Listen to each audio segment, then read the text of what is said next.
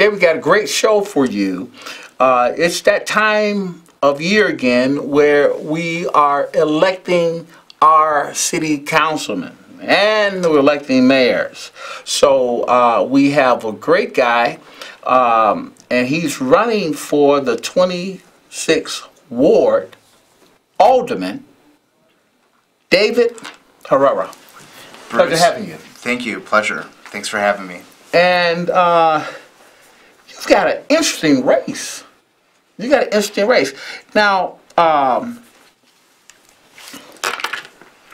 tell us, where is the 26th Ward?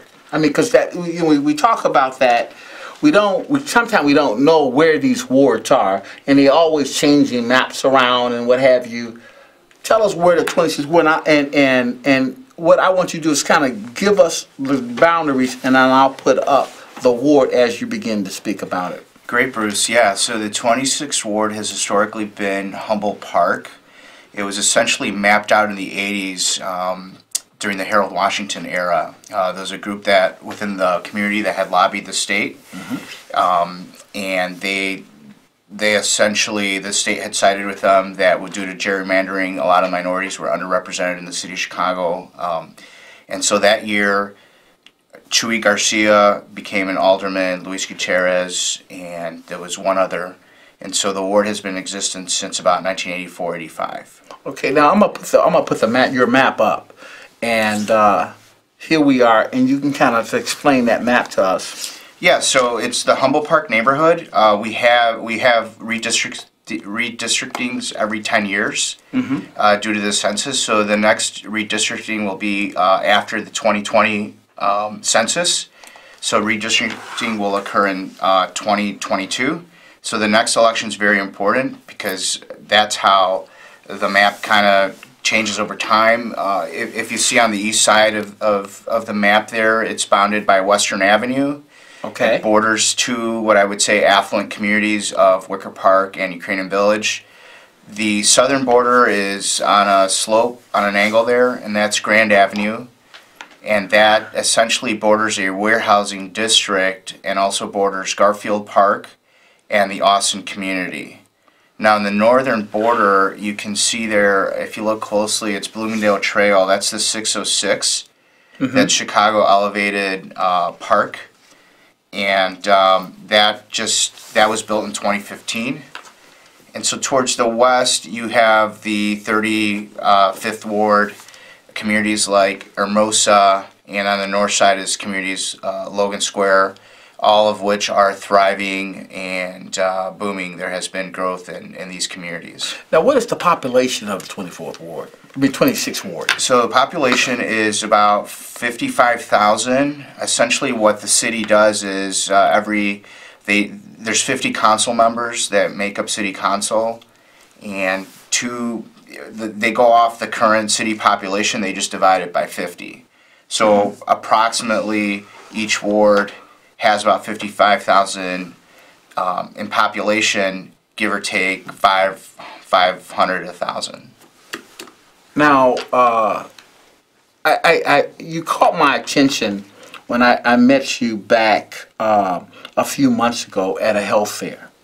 And you caught my attention because you were talking about an after-school program that you're bringing into your community. Give me a little bit more about that and tell the public about it. Correct, yeah. So I was born and raised in the community. I'm the only candidate. I'm very much a product of the community. Growing up, I did have resources available, such as preschool, after-school programs, athletics. High school, I joined the high school band, so I did have exposure to the arts, athletics, and I believe that was a major recipe for success in my career and into adulthood, was to have extracurricular activities available. Humboldt Park historically has been middle class, so we grew up very middle class. Most of my neighbors, we are the working class. So we need to provide these opportunities to the youth. They're the future. Without that, then communities don't grow, and we don't have a pathway to either a career path to higher education, or even career paths where I get it that college isn't for everyone, But we need to bring the trade schools back. The new economy is technology centered, so we need to retool the youth to be able to compete in the new economy, in the economy of tomorrow. Now you did something. Tell me about the Berwyn Tech after school program. Correct. So I'm working very closely with Berwyn Tech. They're headquartered out of Berwyn. It's a minority-owned business.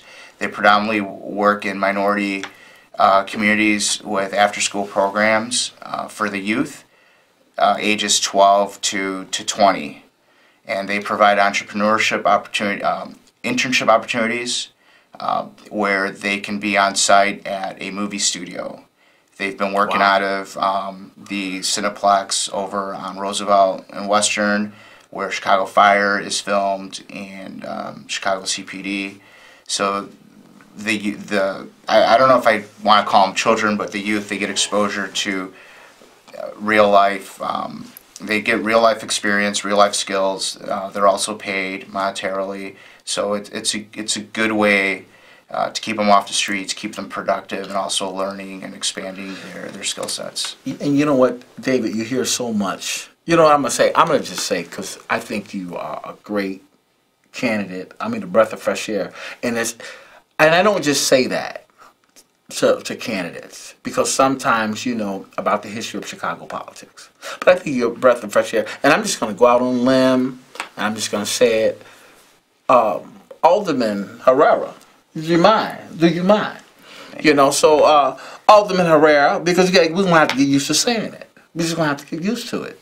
And I like the fact that you're targeting our children to help our children, because I know they have some problems over there in the 26th Ward with the children. Yeah, and if you can elaborate on that. Yeah, I just want to give you some stats. I mean, 85% of Latinos in Chicago do not have a college degree. 79% of African Americans in Chicago do not have a college degree. So there's an educational and there's also a skills gap as well. And so we want people to compete in this modern day economy, but if they're not equipped, we're going to fall short. And we have to start there. Part of the Berwyn Tech program, we do have. I don't mean to cut you off, but you blew me away with those statistics. Give me those numbers again. So 85% of Latinos in Chicago do not have a college degree. Wow. And 79% of African Americans in Chicago do not have a college degree. Wow, this is, pinch me, but isn't this 2018? Yeah, 2019 in a couple days. So. Wow, and we're still dealing with numbers like that. You know, that's breathtaking. You know, just to hear that's breathtaking. And we've got a young, energetic alderman right here, ready to do something about a cancer that has been infecting our city for decades on decades. And it's time for us to really just step up. And I don't want to get on my soapbox, because I want the public to know more about what you're doing. So the thing with the program in Berwyn Tech, and not saying it's a panacea, but they just received a large grant, multi-million-dollar grant from Wazoo University, the co-founder of Apple, Steve Wozniak. So they've partnered with them. My thing is that we have a 207-acre park in Humboldt Park. It's the second largest park on the north side of Chicago, behind Lincoln Park. That park currently houses a boathouse, bird sanctuary. There's a lot of untapped potential there. It's currently used for athletics, but it also can be our science lab. And so with Berwyn Tech, they're bringing the STEAM program. It's science, technology, engineering, arts, and math. We're also adding an E to it for entrepreneurialism. We realize that in the current economy, it's the gig economy, and so there is an entrepreneurial spirit there. There are a lot of people that may not have the educational background for certain jobs, and entrepreneurialism is the way they go. And so we want to assist those people as much as possible. Wow, that's that's something that have never occurred in the ward, has it? These are all new ideals. Correct. Yes. Okay. I mean, technology is the way forward, and you know, the incumbent is out of ideas. He's a career politician. He's been there 10 years. He wants another 4 years. I don't want to hear about him. All right. I want to talk about you.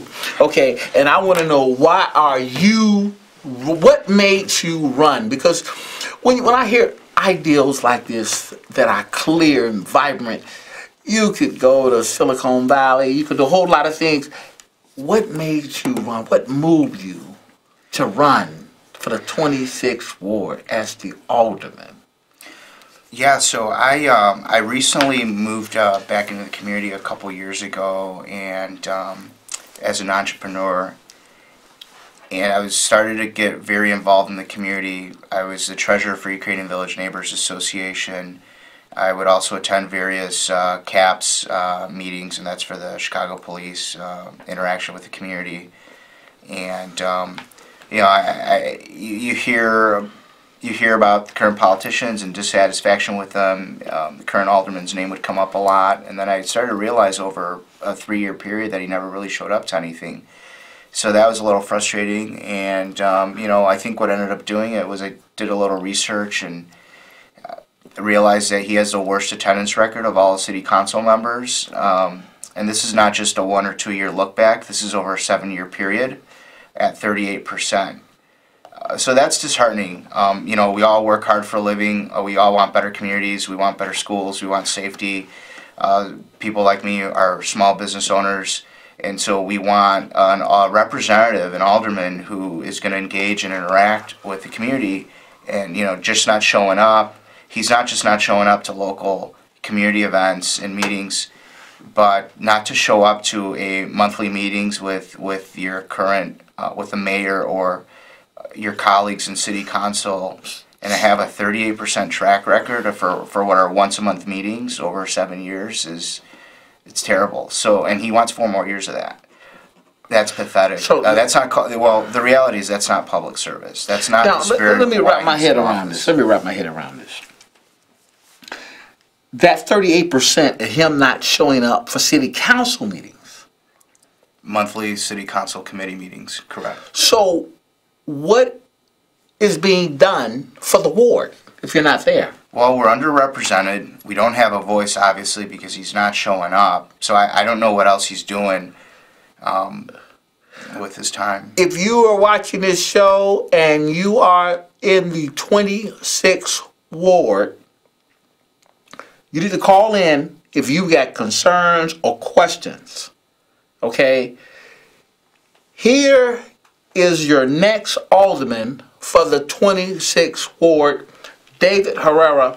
And what I'm going to do, I'm just going to put this out there so that if you are watching this and you want to reach out, do you mind if you're watching this and you want to reach out to your alderman, because your alderman has an obligation to be at the meetings with the mayor to discuss the problems he has in his ward. That's the only way the problem's going to get solved. Somebody's got to be there as an advocate for you, for your ward. And at the 26th Ward, we've got an alderman who's absent for 38% of the time at a meeting. 62. He only shows up 38. He's absent 62%. Oh my God, that's over half percent. Here's his information. He was over at his campaign office at 1047 North California. I had the opportunity to go over there. Very professional office. Great staff, great people. He's got some great people there. You can hit him up on the website. I strongly suggest you go over there. If you're in the 26th Ward, you need to go over there and see who's representing you, who's got your interests at heart. And you have his email, Facebook. You might want to utilize all this information. I'm going to put it back on the screen again, but we're going to get back and we're going to start learning more about what's happening in the 26th Ward. and we're back. And I just want to I want you, you never ran for political office before, have you? Correct. No, this will be my first time. I'm not a politician. I'm a neighborhood kid, born and raised. I'm a Chicagoan, born and raised in the community. My family's been here in the community since 1957. So it's 62 years. I do care about the neighborhood. I care about the city. We have a lot of local neighborhood issues. We also have a lot of city issues. And the alderman, it's a dual role. There's a neighborhood, and then there's also the greater city. Now, in addition to him having being an absentee alderman, tell me about this this local glass factory. Yeah, so I've personally knocked on over 4,000 doors. My team has been canvassing. My team has collected about 2,600 petitions. We were recently confirmed to be on the ballot this last Thursday, so we will be on the ballot. Currently, there's 2 of us on the ballot. And we've heard a lot of stories about what's going on in the neighborhood and the underrepresentation. One of them was we ran into a glass company on the west side of the ward that borders kind of the manufacturing district that the manufacturing jobs in Chicago have been displaced over the last 30 years. They're almost non-existent due to outsourcing and globalization. So, but there are small shops coming in, light manufacturing, supply chain. That's the economy now. It's Amazon. It's shipping products, and Chicago is still a transportation hub. The glass manufacturer, they have about 100 employees currently. They wanted to purchase. They were giving me this issue that they had a tough time with the alderman to get approval to acquire a neighboring site. It was a large factory that was condemned, and the business has a special purpose and use, and there's only so many sites like that they can acquire to expand their business, and it was actually next door. They wanted to acquire it and create another 100 jobs for the community. The current alderman gave them a very difficult time, gave them the runaround, which is not good. It doesn't help. And this is an existing company in the ward. Correct, yes. I won't name them, but if you guys want to email me, I can put you in touch with them, or we can field those questions offline, off the air. Okay, there it is. Write that email down. This is your ward. This is your advocate to improve your ward, making that which he's touched better than when he found it. You want to go ahead and get this information down. I'm going to bring it back up again because I like to see communities develop. I like to see communities grow, and they can't grow because if you're not working together, then you're working to separate. And what I'd like to add is that there is political risk. It's a factor in any investment, and unfortunately we do have political risk depending on the climate of the alderman or the mayor or the governor, whether a company is going to come into your neighborhood, come into your state, or come into your city. Absolutely. And that's what these guys unfortunately experienced. This was a condemned building that was still paying taxes towards the tax base in Chicago. And we're gonna have and what ended up happening was the owner was frustrated, couldn't move forward on the deal. Since the building was knocked down to land, which was paying less tax to our system, we do need more tax revenue. And currently, the community lost out on 100 jobs, and it's losing out. In revitalizing that warehouse, it would have provided additional property tax revenue to the city of Chicago. So there's opportunity cost. There's the loss of the jobs. There's also the loss of the tax base from those jobs, and there's loss of the real estate tax revenue that we would have had otherwise. Now, I heard something disturbing, and you can tell me if it's true or not. And because you're in the ward, you know what's going on. 3 million of vacant city lots was sold to the. I don't want to say its name. I don't want to get. I feel like if I say its name, I have to take a shower. $3 million of vacant city lots were sold to his buddies. Is that true? So there, For $1? you can Google this. It was a big uproar 2 years ago, and and it was covered by DNA Info at the time. There were multiple. I think the Tribune covered it. There were multiple articles. The community was up in arms. And this is information that I think people forget over time. But seeing this and hearing this in the neighborhood, yeah, that's why I ran. I decided to step up, and I'm asking for your support. But there are bad decisions being made, and we need to stop that. So what ended up happening was there's a parcel of land on the 2300 block of West Erie Street. You can drive by it, and the city used to own, it's city-owned land. It's 6 vacant property, it was streets and sands. The market value of the land is about $500,000 for one parcel of land, times 6, it gets you a $3 million market value. They were sold to what I understand is someone very close to the alderman at $1 a lot. So what the decision he made was he sold an asset that was owned by us, the public, the city, worth $3 million. He sold it for $6. So the city's out close to $3 million, $2.9 million and change. Wow. Now that $3 million could go a long way. They were gonna, so there was no community approval, so a lot of the neighbors there are not too happy with it, and it was done. A backroom deal. A backroom deal. That's what that was. That's what it is. It's no other way to look at it. It's a backroom deal. Well, they're apparently supposed to build six homes, affordable homes, but nothing's happened. It's been 2 years now. The other thing is that you know, if we're talking about affordable housing, there's a great demand for that. Why are we just building 6 houses? Why didn't we build 15 apartments? That was not a good use. I think that was a bad deal all around. That with $3 million, you could have bought or built so many more houses anywhere else. So once you are in the seat as alderman, what are you going to do about it? Well, we're gonna have to look at it and kind of see why they're, you know, what's the plan for it. They've been sitting on it for 2 years, and I'm gonna seek community input. That's one thing the current alderman doesn't do. He acts like a dictator. I like that, community input. He's closed down Von Humboldt, which was the namesake school of the neighborhood, and then he didn't fight for it because it got redistricted out of the map. So apparently he had his hand in the redistricting. If you're listening to this,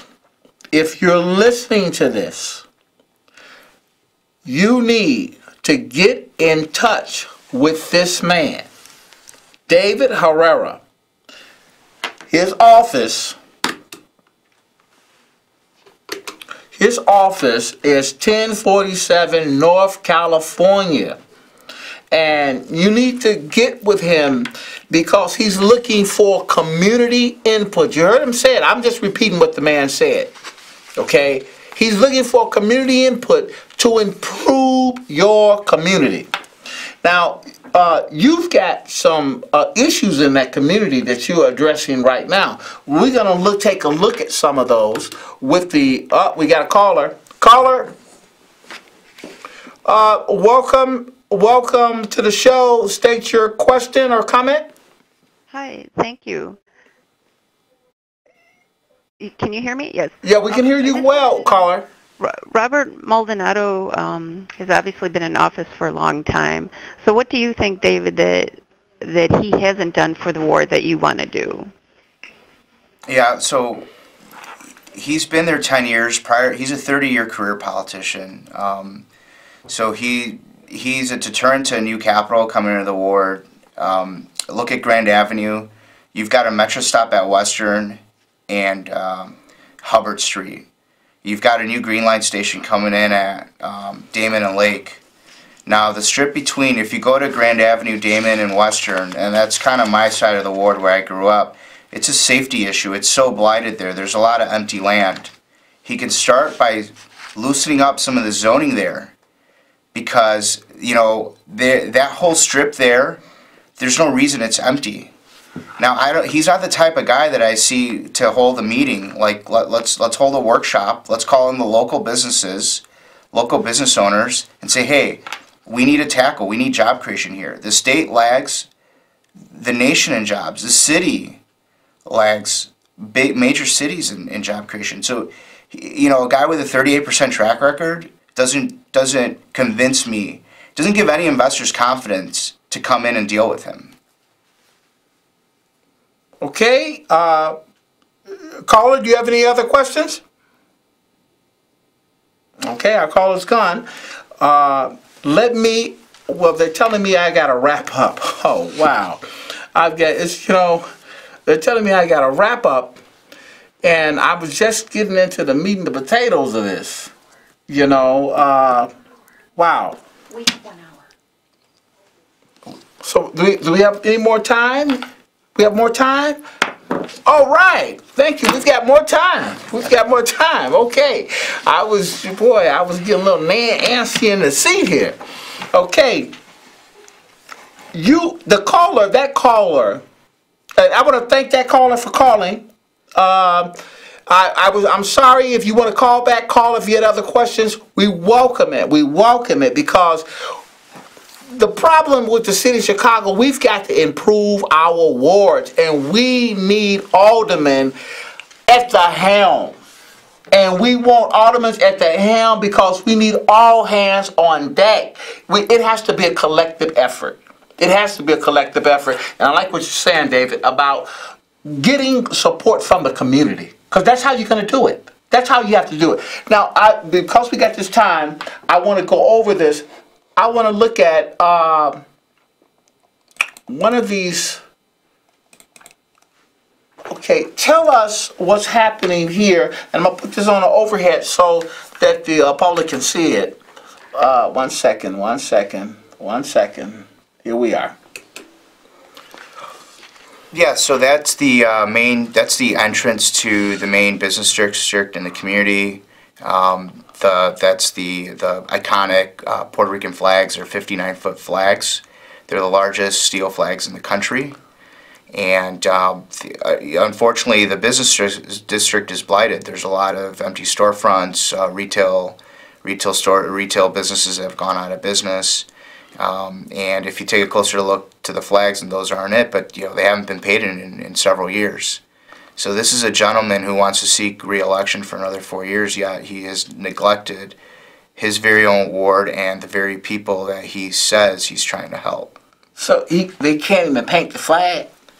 Well, that was you said, he can't paint the flag. That blue should be darker, and they haven't been painted in a while. Wow. Wow. That's something. That's something. Okay, let's look at some other things. I got some other stuff up here that we need to take a look-see. Let's see here. Tell us what's going on here. Oh, that photo is not. You're going to have to rotate that one. Okay, we're going to rotate. So the sidewalks are in disrepair. Mm-hmm. You can trip and fall, and I had an office on that street, and multiple times you have to watch where you're walking. So how long has the sidewalk been looking like this? So it's I'm not sure, but it looks like there's you've got the tree there, and can you move it? Okay, there we are. But the current, I guess what I'm saying is there's a TIF. This district, this is a TIF district. There's money in this TIF. TIF is our money. That's the taxpayers' money. Correct. For infrastructure improvements, which this would qualify for, and for revitalization of the community. Now, he should have been using that TIF to fix the sidewalks. Let's look at some more. Let's look at some more problems in your ward. One second here. Let me take this out. This is loading.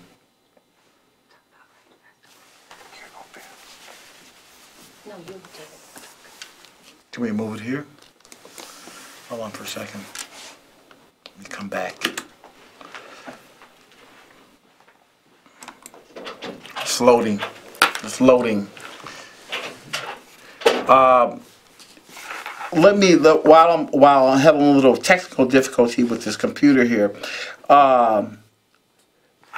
tell me what the race looks like right now. Yeah, so as of today, there were 5 candidates total, including myself and the incumbent. One of the candidates was knocked off the ballot last week. I did get confirmation I'm on the ballot, so currently myself and the incumbent. There's a wealthy woman from Burr Ridge who had moved into the neighborhood last December. She's only been there 12 months and is running for a leadership role, and that to me is just unacceptable. I think we got a caller. Caller, state your statement or comment. Yes, thank you. I am very upset because I know that we had Riot Fest in Humboldt Park and everybody in the community liked the festival there. What happened to it? And Mr. Herrera, what is your thoughts on the future of bringing Riot Fest back to Humboldt Park? Great question. Thank you for calling. So Riot Fest was an annual festival in Humboldt Park. And my understanding, keep in mind I've knocked on over 4,000 doors. I've met with a lot of the constituency.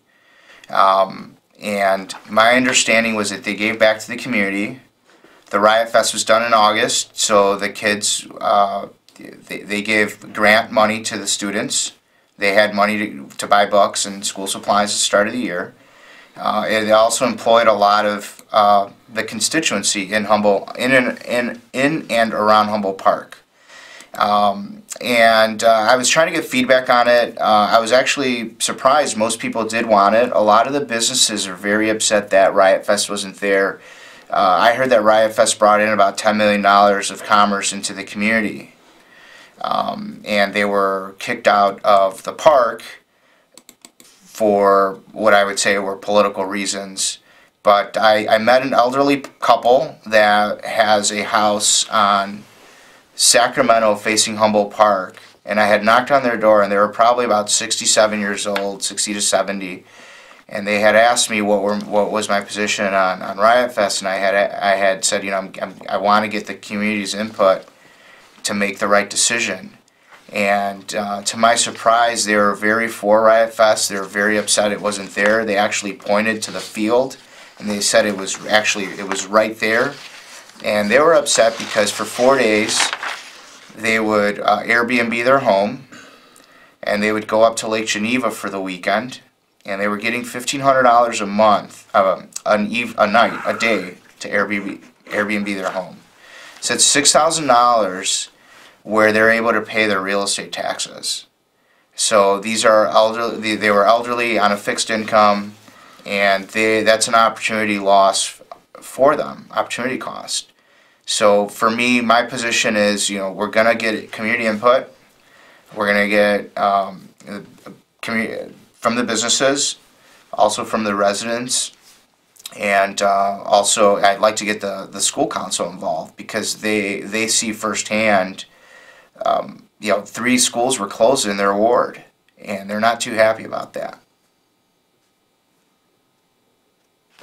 All right, thank you, caller. Thanks for calling.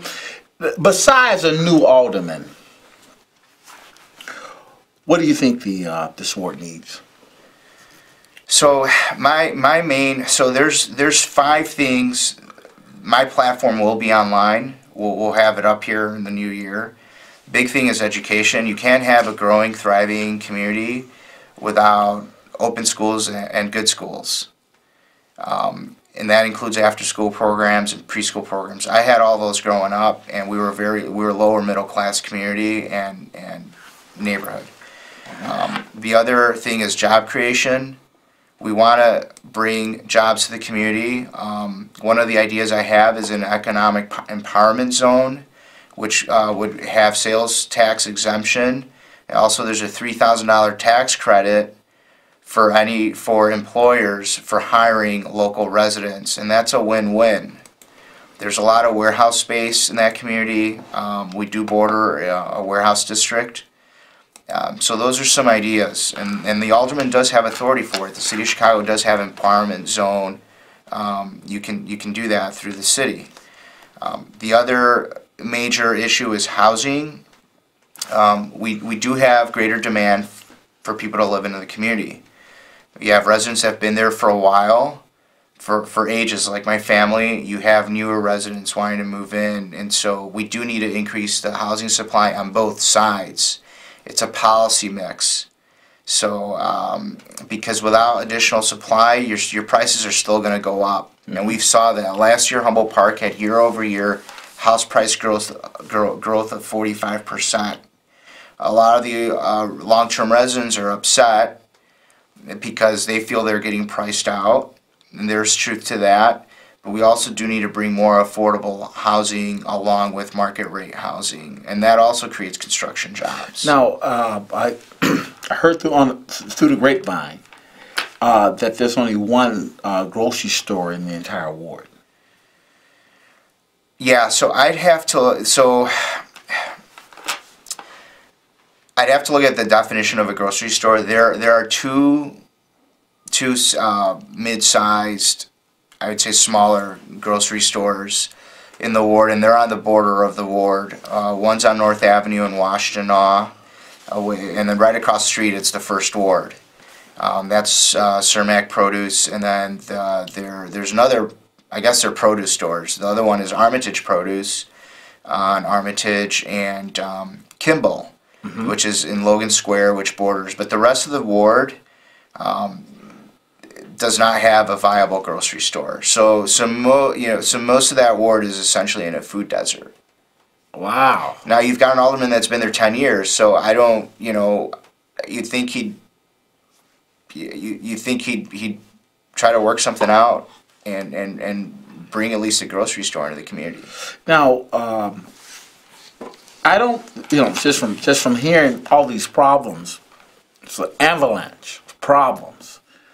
I don't see this alderman being around much longer. So, how would you handle the food desert? Well, I want to call on the grocery retailers, if it's Aldi, if it's Jewel, if it's Dominic's, Mariano's, and talk to them, and I want them to invest in my ward. I'm a pro-business person. There is TIF money. There's 2 TIFs in Humboldt Park.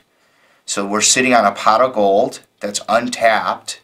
I don't see the current alderman having the initiative to tap into it and bring in a public good, which would be a grocery store.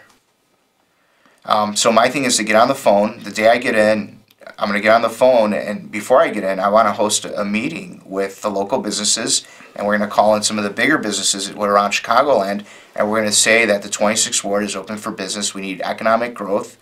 We need jobs for the residents, and we're going to try to bring after-school programs for the youth. I'm going to put your information up again. If you're just joining us, we're talking to David Herrera, the next alderman for the 26th Ward. He's talking about improving the business districts in his ward, talking to the people in the community. There's there's a food desert. There's a food desert in the 26th Ward. And come on, we're headed to the 21st century and we're dealing with a food desert. What is this, a third world country? Contact him, 1047 North California, and get down there, particularly if you are in the 26th Ward. You need to be on deck with this man, because he's talking about improving your community, and that's the only way we're going to improve your community. You've got to roll up your sleeves and you've got to go to work. You've got to be a part of it. It's your community as well. And that's the only way it's going to happen. We can't have absentee aldermen missing. What was the percentage of the time he missed a council meeting? Well, he's missed 62%. 62%. 62%. absent. Absent. That says a lot about your ward. I'm leaving this up here so you can get this, write it down. You need to get over to his office. If you are in the 26th ward, you need to talk to David Herrera, the next alderman. I'm just going to say it, the next alderman for the 26th ward. I mean, he's here with us in the studio. If you care to talk to him, you can call the number at the bottom of the screen. Ask him anything. You've lived in the 26th ward for how long? I was born in the 26th ward. I've been there my entire life, and my family's been specifically in the 26th ward since the early 60s, and we've been in that community since 1957. I'm talking to a native. I'm talking to a native of the 26th ward. He knows the problems of the 26th ward. He lived there pretty much all of his life. So additionally, you know, the alderman role, it's a dual role. There's major issues we have with the city. Part of it is TIF. We do need TIF reform. You'll see the questionnaires on my website from the Sun-Times and Tribune for endorsements. And I have some great ideas for TIF, so we'll have that for you guys. You got a caller. Caller, state your comment or question. Yes, hello? Yes. Yes, I was watching, and, you know, I see we're talking a lot about health. Health about education, but I wanted to know, what does he have any plans for increasing or bettering the health of not the youth as well as the elderly within the community? I live in Humboldt Park. Great question. Alderman? Great. So, yeah, so currently Humboldt Park does have a high concentration of senior housing. And so there are resources there for senior housing. I used to do my community service hours in high school. I would go to the elderly home. We'd have to do about 40 hours a semester. I attended Gordon Tech High School. So, you know, we do need a thriving community at all levels, and we do need involvement from the entire demographic. You know, we want to enfranchise all segments and all segments of the ward. So that would be through all ages. So you know, Casa Central, there's a handful of senior housing facilities in Humboldt Park. The youth, for me, I used to be a camp counselor growing up. I grew up in that neighborhood, you know, and for me the choices were stark. I had one path or another path. And I believe I chose the right path for my life. And, you know, when you look at crime in Chicago, a lot of it is juvenile crime. These are teenagers. And we've lost a lot of jobs in Chicago. We lost a lot of our manufacturing base. And we need to retool. You know, we got to think of the future. People like myself are the future. You know, the incumbent... He's 67 years old. Does he what's his vision for the next 4 years? So I myself am the future. Now I don't want to cut you off, but I got to get this question out here. I know you are officially on the ballot. Correct. Yes. Now, is it you and the incumbent, or is it you and the incumbent and another candidate? I mean, explain if it's anything like that. Yeah, so there were 5 total. One is not on the ballot anymore. 2 of them are going through the challenge process. We'll know here in the next couple of weeks. I don't expect that they would survive a challenge, and that would leave just myself and the incumbent. Okay, so it looks like it's going to be a head-to-head race. Okay, 4 years ago. I'm sorry. Go ahead. Yeah. So, and then one of the competitors is what I would call a carpetbagger politician, someone that moved into the ward specifically to run, who's not from the community. My family's been there 62 years. We have someone trying to run for leadership and has only been there for 12 months. So when I get into city council, it's really about common sense, proposing common sense policy. You know, the 12-month homestead is not enough. I mean, it should be expanded to 24 months at least. I don't understand how someone can be in the community and in 1 year are going to run for elected office. I think I got a name for that. It's called dirty politics. But let's look at the some real issues here. 4 years ago, incumbent Maldonado, he missed a runoff election by 117 votes. Tell us what happened with that. He barely avoided a runoff. So the last election was eye-opening. He had 3 challengers. 2015, he lost his own precinct where he lives. He had a 42% voter turnout. So he lost 58% of that precinct. If you look at the map, most of East Humboldt Park, he did lose that as well. So okay, we're going to pause for 1 second. We got a caller. Caller, state your question or comment. Yes, I'm sitting here. I'm listening, and I love what the alderman is saying. He's touched on housing. He's touched on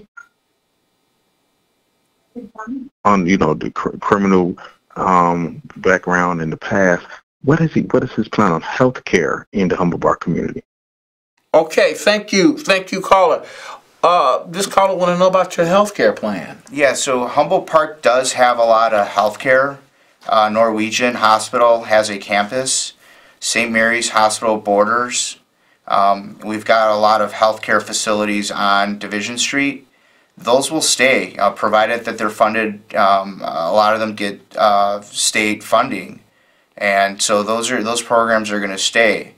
Where I'm trying to add is where we're lacking in the ward. We're not really lacking healthcare. Norwegian does have a campus there. They have a beautiful campus right down from the park, and there are multiple healthcare medical facilities. Okay, give me. I hate to say what we want are sustainable communities. What I want is a sustainable community. Otherwise, people get driven out of the neighborhood. And so what you need is a community where you can work, live, and play. I mean, we've got a park there, right? But if we're lacking economic opportunity, and that's how people can pay their taxes. My understanding growing up there, a lot of people, their homes are paid off. For long-term residents, their homes are paid off. Their biggest threat is the increase in property taxes. Now, my proposal in City Council is that we do a long-term homeowners discount. So if you're there for 40 years, I ran into one of my neighbors, then you should get a 40% discount on your tax bill. You are the very fabric of our communities. Why do we want long-term residents displaced? So maybe you cap it at 50%. So if you've been there 50 years, if your family's owned that home for 50 years and your tax bill is $10,000, then that discount should apply, and it should only be $5,000. I don't want to chase you out. You're the reason the community has progressed, and it's where it needs to be. Is that something you would implement in City Council? Correct, yes. I think it's very unfair to the seniors. It's very unfair to a lot of the homeowners. What happens is the taxes go up, and what do the landlords do? They got to raise the rent. And, it hurts everyone. It goes all the way downstream. The renters get upset that the rent goes up. And so that tax reform is a big issue for me. And we also need to expand the tax base. Now, as with any election, you need votes, votes, votes. Did I mention you need votes? You need votes. And what are we doing about getting out the vote? Yeah, I'm very proud of my team. We're a very lean grassroots team. It's me plus 2 full-time staffers. We have a handful of volunteers. We've knocked on thousands of doors, probably over 3,000 doors in an 8-week period. As of today, there's 59 days left to the election. We need to get out the vote, and by doing that, we need volunteers for canvassing, go door to door, and we could walk the ward, and we've done it. We did it in an 8-week period. We can do it now. We do need donations from people. We need to buy lawn signs and get our name out. Attending events, community events. We're going to have meet and greets. We're going to do one every week, and it's a sprint from now to the election. Okay. Let me put this back up here because you mentioned something that that needs to be addressed. If you're just joining us, 1040 North California Avenue is where David Herrera office is. It is a great office. Get there. If you want to participate in this campaign, it's something that you need to be involved in. You can do it. You have signs there? Yes, and one last thing about the office, we've partnered with Whiskers and Cats. We're collecting donations right now for the feral cat population in Humboldt Park. We do have a rodent issue in Chicago, and part of my plan is to subsidize homeowners or residents that want to keep a feral cat colony in their backyard. A feral cat colony essentially is having kind of like a little doghouse with hay or blankets so that the cats can sleep there at night, and then you've got to feed them daily. But there should be a tax credit for that, or there should be a voucher system, because you're helping us eliminate our rodent population. We have one of the worst rodent populations in the entire country. So there's little things like that we can do. These are ideas that I bring to the table. I think look across, look at my competition and think of who do you want to support, and who do you think is going to fight for you in city council. Well, David, we're out of time, and I want to thank you again for coming out, telling the public what you're going to do, your ideals, and how you plan on improving the 26th Ward. Bruce, and I wish you all the best. Bruce, the pleasure's mine. Thank you. Thank you.